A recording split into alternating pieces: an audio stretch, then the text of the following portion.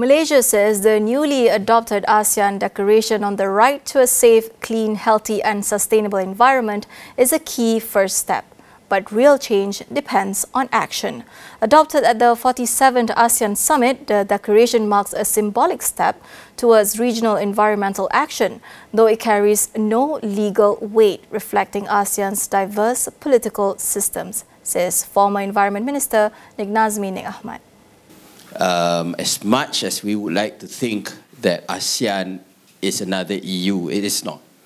Okay, and you know, it's very different. In ASEAN, for example, we still have one government is still an absolute monarchy. We have various levels of elections. We have countries that have never changed governments. And we have Myanmar, which is another outlier. And we have a communist state, as in Vietnam. So it is very, very different.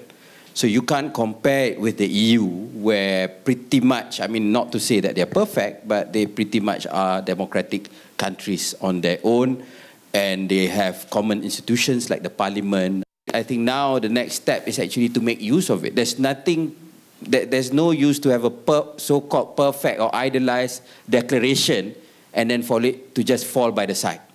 So I think for the civil society, for people like Greenpeace, so on and so forth, it's for you to make use of what we have and try to push the boundaries of the laws that we have, of the rights that is being interpreted at the courts in various countries, so that we can fill in that void and we push it further and further.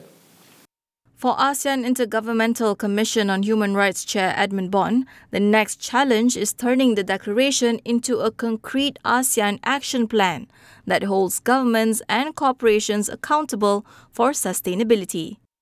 I can tell you now, during the negotiations, the 4 countries that were very together were Thailand, Malaysia, Indonesia and Philippines on this declaration from the start. We actually need technical experts. We know the cases. We actually know the case studies. We know the complaints. If you tell me mercury is a problem, if you tell me nickel is a problem, give me the solution. How do I work this into a plan of action that is acceptable, that ASEAN can work on?